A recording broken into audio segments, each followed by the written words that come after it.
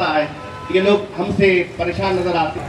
नारे रिसालत, नारे रिसालत, नारे रिसालत, नारे रिसालत, नारे रिसालत, नारे रिसालत या रसूल अल्लाह। बाइक की रैली पीछे, अगर बाइक पे कोई आए हैं तो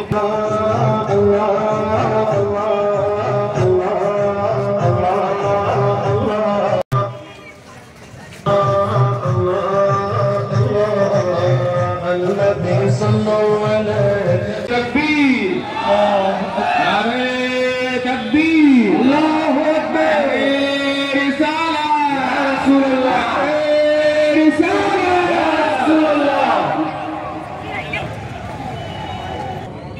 रामगिरी नाम का जो महाराज है, मध्य प्रदेश का रहने वाला, और फिलवक्ती के तहत हमारा यहाँ जमा, अल्लाह ताला हमारा यहाँ जमा होना कबूल फरमाए। ورفعنا لك ذكرك فإن مع العسر يسرا العسر يسرا فإذا నిలుస్తున్న మన భారతదేశాన్ని ఈ మధ్య ఈ మత ఛాందసవాదుల యొక్క మనోభావాన్ని దెబ్బతీసే విధంగా మాట్లాడము చాలా బాధాకరమైన విషయం. నేను ఒకటే పాలకులను కోరుకుంటున్నాను, ముస్లింలు ఇస్లాం అంటే మా మహమ్మద్ ప్రవక్త రసూలుల్లాహ్ సల్లల్లాహు అలైహి వసల్లం గారు ఒకటే, ఆయన ప్రజలందరికీ కూడా ఆయన ఒక దిక్సూచిగా ఆదర్శంగా ఆయన మనకందరికీ కూడా దారి చూపించడం జరిగింది ప్రపంచానికే.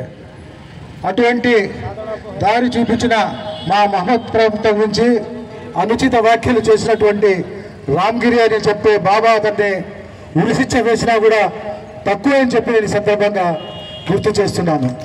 ఎందుకంటే కోటాను కోట్ల మనుషుల్ని, ప్రపంచంలో ఉన్న కోటాను కోట్ల ముస్లింల యొక్క హృదయాన్ని గాయపరిచిన ఒక వ్యక్తి, అటువంటి వ్యక్తికి బహిరంగంగా ఇటువంటి రోడ్లపైన బహిరంగంగా ఆయనకు ఉరి తీస్తే వేరే వాళ్ళు కూడా, వేరే మతస్థులపైన, వేరే మా మహమ్మద్ ప్రవక్త ఒకటే ఆయన ఉద్బోధించాడు, ఆయన ప్రబోధించాడు, అన్ని మతాలను కూడా గౌరవించు, అందరిని కూడా సర్వమత వాళ్ళని కూడా వాళ్ళనందరినీ కూడా దగ్గర తీసుకో, నీవు నీ భార్య నీ బిడ్డలు మాత్రమే గ్రహించకుండా నీ ఇరుగు పొరుగు వారు ఉన్న వాళ్ళని, వారు ఏ పరిస్థితిలో జీవనం సాగిస్తున్నారో ఏ మతస్థుడైనా కూడా వారిని హక్కువ చేర్చుకొని వారి యొక్క కష్ట నష్టాల్లో నువ్వు పాలు పంచుకో, అప్పుడే ఆ అల్లాహకు నువ్వు దగ్గర దారికి అవకాశం ఏర్పడుతుందని చెప్పి ఆయన 1400 సంవత్సరాల ముందే మన ప్రపంచానికి అందరికీ కూడా ఆయన దిక్సూచిగా చెప్పిన ఆ మహోన్నతమైన వ్యక్తిని ఒక రామ్గిరి బాబా నోటికి వచ్చినట్టు మాట్లాడము, ఆయన నాలుక కోసినా కూడా చీరేసినా కూడా పాపం లేదని సందర్భంగా తెలియజేస్తున్నాను.